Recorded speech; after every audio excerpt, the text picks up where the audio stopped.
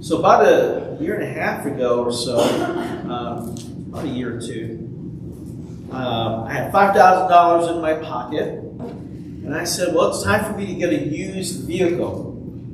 And at the time, we only had one because we had moved from Pennsylvania to Mississippi. And so I looked, and I wanted a Hummer. I wanted to get a used Hummer because my son, who had passed away, always wanted a Hummer. So I said, I'm going to get this, even though I knew the gas mileage was just horrible, you know? And I didn't really want to spend the money on a Hummer, but I don't know, I was missing my son at the time. I said, let me get this Hummer in honor of Gabriel. And I said to myself, the Hummer I choose has to be about $5,000 or less, and it's got to be clean. It's got to be no mechanical problems with it, you know, because I can't do those things on my own. And so I looked at 3 or 4, and for some reason I ended up buying one. It didn't meet the criteria. It was dirty when I got there. The right tires weren't even on there. But the guy that was selling it, he showed me where the tires were. Very expensive tires, but for some reason he had them off. And I don't know, it just didn't, the smell in there was just horrible. And so I left that guy and went further west to somewhere in the Gulf there in Florida. It was just maybe 30 minutes from Alabama to Florida, and I saw a different one, and I knew that was just, everything they said about it was wrong. The description was pristine. When I got there were pieces missing and all of that. I'm like, oh no. So I knew in my heart that maybe I should wait and not buy anything, that day. I went back to the guy that had this horrible Hummer and decided to buy it. Took it home, washed it, paid a detailer to take care of it. I kid you not, within a week and a half, that engine just blew. And I didn't say, one of my other criteria items was do not buy a 2008 model. Because in carcomplaints.com, that was the worst year. So I said, I will not buy that Hummer was a 2008. I didn't follow my criteria items at all. I didn't have any patience. And within a year and a half, I've lost $5,000, plus on top of cleaning and all those things. We're going to find out today that having patience is very, very, very important. So turn to James chapter 5. Don't be like Ozzy and not have patience. You want to demonstrate that you can have patience. Even though you may think you have a good motivator reason not to be patient, let's be patient. So in James chapter 5, we're going to look at verses 7 to 12. We're going to focus on that. Verses 1 through 6 touches on some things regarding the rich that we have talked about in a prior sermon, so that's why I'm not going to take a lot of time there. But in verses 7 to 12, there's a focus on patience and endurance. I believe in Spanish this book is called Santiago. Am I right? El Libro de Santiago? I don't know. I don't know where they get that. Why can't they just say James, in Spanish? I don't know. But it's Santiago. It's a whole different name in Spanish. Here we go. It says this. Dear brothers and sisters, be patient as you wait for the Lord's return. Consider the farmers who patiently wait for the rains in the fall and in the spring. They eagerly look for the valuable harvest to ripen. You too must be patient. Take courage, for the coming of the Lord is near. Don't grumble about each other, brothers and sisters, or you will be judged. For look, the judge is standing at the door. The examples of patience and suffering, dear brothers and sisters, look at the prophets who spoke in the name of the Lord. We give great honor to those who endure suffering. For instance, you know about Job, a man of great endurance. You can see how the Lord was kind to him at the end. for the Lord is full of tenderness and mercy. But most of all, my brothers and sisters, never take an oath by heaven or earth or anything else. Just say a simple yes or no, so that you will not sin and be condemned. This is a beautiful passage about patience, and it's obviously addressing some things here that James doesn't get into, because the early church went through some persecution. There were some Christians that were being jailed, some that were being killed, and it's hard to be in that situation as a believer when you're expecting Jesus Christ to come back at any moment, and he had not at that time. And he's saying, be patient, Jesus will return. So I want to address that briefly, as it's not part of our passage here. But there are some things that people believe need to happen before the return of Jesus. For example, some people will say that Jesus will come when the gospel is preached to all nations. When all the nations hear the gospel, then the end will come. And they get that from Matthew chapter 24, verse 14. Another thing that people believe needs to happen before the return of Jesus is that the Antichrist will be revealed. And he's known as the man of lawlessness. And that's in 2 Thessalonians chapter 2, starting in verse 8. I believe it's verse 8 and 9. It talks about the man of lawlessness must be revealed. And then Jesus will come and destroy him with the breath of his mouth and the appearance of his coming. That's known as the Parousia, the second coming of the Lord, when he appears and overcomes the rebellion on earth led by the Antichrist. All of these pieces are somewhat true. I believe there's really nothing holding back the return of Jesus at any moment, because I do believe in a what's known as when he comes as a thief in the night, when he comes and there's a rapture of the church, and then he appears later, to overcome the Antichrist. But some people don't believe in the rapture. Hey, if that's you, you're welcome in this church anyway. I believe that only God really knows his plan and we don't. So don't ever fall for any dates that people might say. You might hear that being uttered throughout our years. I know some years ago, Calvary Chapels, some of their pastors were saying Jesus is coming back in like 89 or something like that, and he did not. And you might hear that again. Some people might say, hey, in 2029 or something like that, Jesus Christ will come back. Don't fall for those things. Just keep your focus on Jesus. But while we do have our focus on Jesus, like the early church, we wonder, when is he going to return? Are there nations that have not heard the gospel?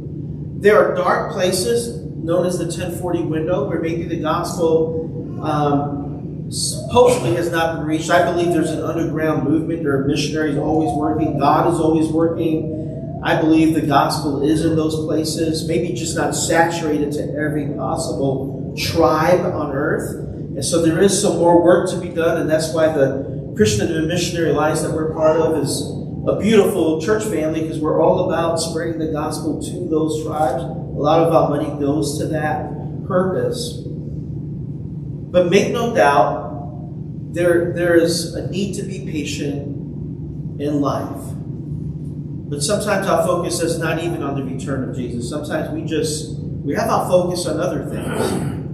We have our focus on, we're distracted, and we just don't have a lot of patience in life. What is patience? What is it? Well, one, it's a fruit of the Spirit, right? Patience is a fruit of the Spirit, and specifically, patience is the ability to wait on God's timing for his purposes, not for ours. That's what patience is, just waiting on God's timing for his purposes, not for ours. If you can live your life with that perspective, man, you're more relaxed. Your car might get totaled in a wreck.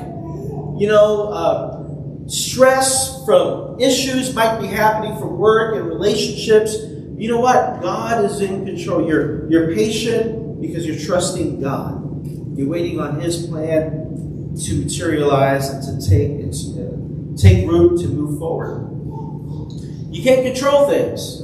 I mentioned to James earlier that I was going to interview him. This James, not James from the Bible. I was going to interview James here from our church. What being a farmer is like. Because, man, you're dependent on rain. When there's testimony time here, usually, if there was rain that week, you usually hear James say, I am so thankful for the rain. Because that's not something you can control, right? There's things we can't control. And a farmer knows that. You plant, and you got to wait for the rain to come and the sunshine to give enough of its rays to help the crops produce the way it should. So, friends, there are three things I'm going to share with you today and let you go. All right? The first thing I'm going to share with you is to be patient over the right things. That comes from verses 7 to 8 there. We talked about the return of Jesus. I want you to have that perspective. I want you to keep that to heart. Because there are things that we do seem to get impatient about, like I did with the Hummer. And apparently I didn't pray enough about that one. But let's be patient over the right things. There was a study, by the way, with 10 children, and they were given individually, they were not in the same room, they were given a plate with one marshmallow. And they were told, you can eat that marshmallow right now, or you can wait 5 minutes. And if you wait 5 minutes, you'll get another marshmallow. So you'll have 2 marshmallows. Out of those 10 kids, let's just say 7 immediately ate that marshmallow. They did not want to wait. They went at it. They broke it apart. They ate it, put it in their mouth. They enjoyed it. And only 3 could wait, for the full 5 minutes. Some waited 2 or 3, but they just didn't make it. There were only about 3 made it for the full 5 minutes, and they got 2 marshmallows. And I think there's a blessing in the waiting. There's a blessing in the waiting. If you can wait for God's timing on things, you're going to be blessed. You're going to be rewarded. But a lot of times we want it now. We want things immediately. We don't want to wait at all, and that's not a good thing. I remember hearing a comedian once on Netflix who just went on and on about this idea. In our American culture, we just want things right now. And Amazon, for example, is an example of membership. We want the delivery as soon as possible, so we have Amazon membership. It's supposed to get here within 3 days, maybe 4. But he wants it now. He's waiting for the day when Amazon could send it on the same day. And then he goes, forget the same day. I want it within the same hour. And then he goes, forget the hour. I want Amazon to have their algorithms so good that I just think about it, and boom, there's a knock on my door, the package is right there. That's how impatient we can be. But James brings us to this charge, and he says, dear brothers and sisters, over and over again, 3 times I believe in this chapter, for us to be patient. Literally stop worrying what you worry about and choose to say, I'm not going to focus on that. I'm going to wait on the Lord.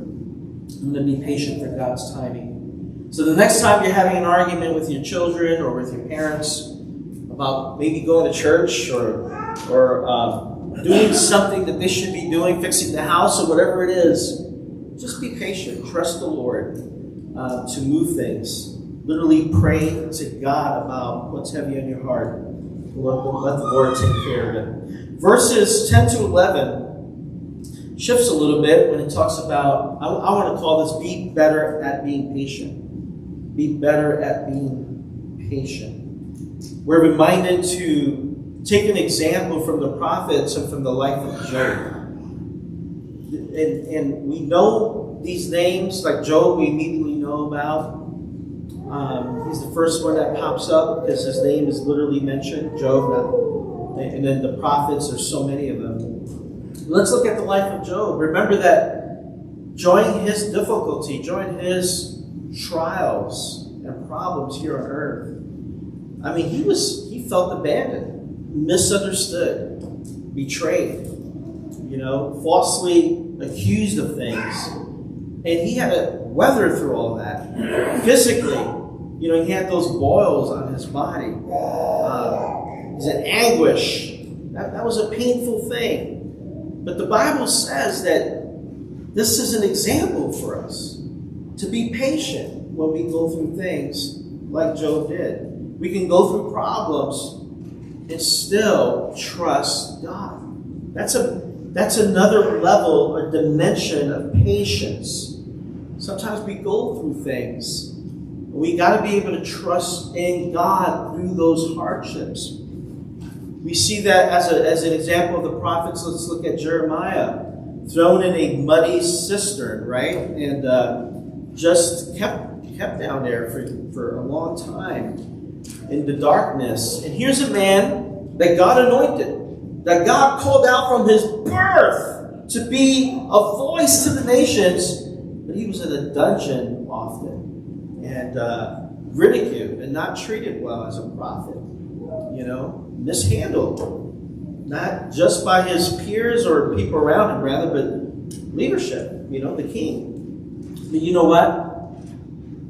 He's an example of what it's like to be patient. Let's take that example that is demonstrated for us and realize that when we're going through hardships, we can be patient. We have the opportunity to stay the course, to not give up, to be patient, waiting on God. And the good thing is, and I'll be honest here, I was really, as I've developed this message, I don't know, I try to develop messages in advance. This one was at least 4 weeks, but even the week leading up to it, I really wrestled with, do I want to share this part? As you know, Connie and I lost a son. And I always wonder, if I lose one more person in my life, am I going to make it? I've seen other people lose someone they love and they just get out of the ministry. They can't do it. It's hard. And I wonder if so-and-so passes away, if something happens really close to me, am I going to be able to stand? Because we've been through a lot, my wife and I. If one more wall comes crashing down, like in the life of Job, the wall came, crashed down and killed his children. If one more car accident happens, one more punch, one more, betrayal, can I make it? The answer is, I hope in God, as a patient believer, that my answer is yes, I can make it, because God will take the brunt of that hurt. God will take that for me. He'll give me the grace and the patience to keep going, and He'll give you the grace and the patience to keep going as well. Because if these are our examples, remember Job's wife said, "Let's just curse God and die." I mean, look at this. You're going through too much. Who can go through this much? Job said, He gives and He takes away. There was something in him that did that. That was able to respond the way. That's the grace of God. And so let's put our trust in the Lord and depend on His grace. The last section of Scripture that we need to focus on here is James chapter 5, verses 9 and 12. I've combined these two, because the last thing I want to leave you with is just an encouragement to live a simple life. Live a simple life. When we go through trials, when we go through tribulations, we're going to get agitated, we're going to get upset, we're going to get frustrated. Job went through this too. We're going to go through doubt. Jesus had His Garden of Gethsemane. There was no doubt there, but there was that wrestling with His own flesh. Of, man, God, Father, if you can give me another way, let's do it. But if this is the way you want, then I'll go to the cross. And thankfully, He led His life in that example. And that's the way we need to live. But we're going to get frustrated. We're going to go through those times of really low valleys. We can wear a mask. That's one option. We can wear a mask and pretend that we're okay and not live a simple life.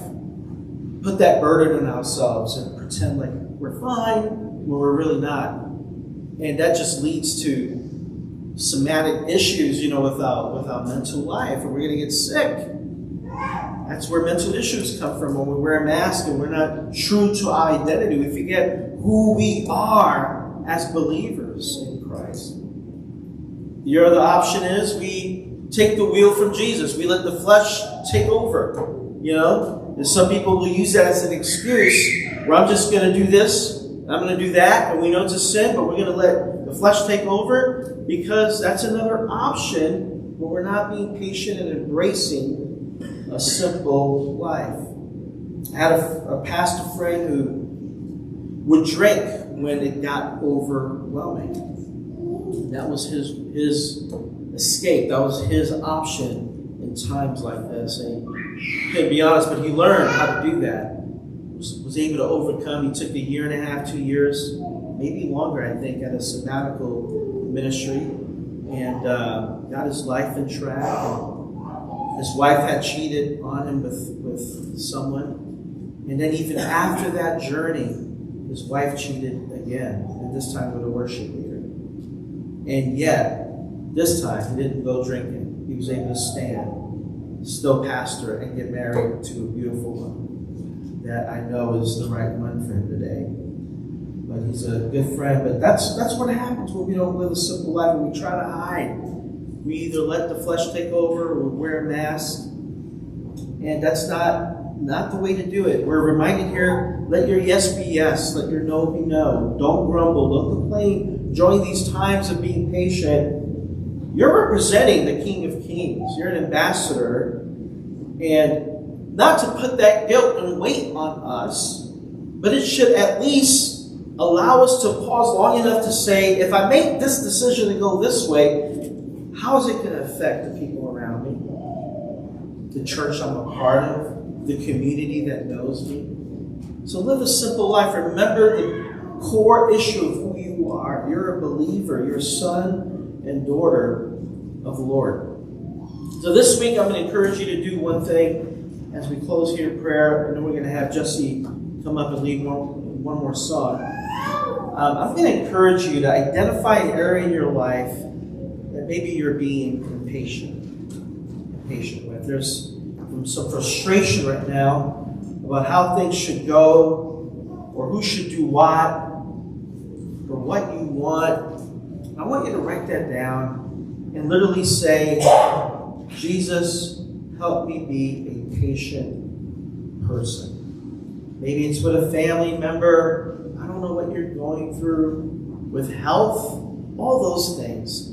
Say, God, I want to be a patient person. Help me. And trust God to do that. And He will. Don't try to figure it out on your own, because it just won't work. He's got a process. And that's what farmers have learned, to trust the process. You got to trust God's process. The crops will come.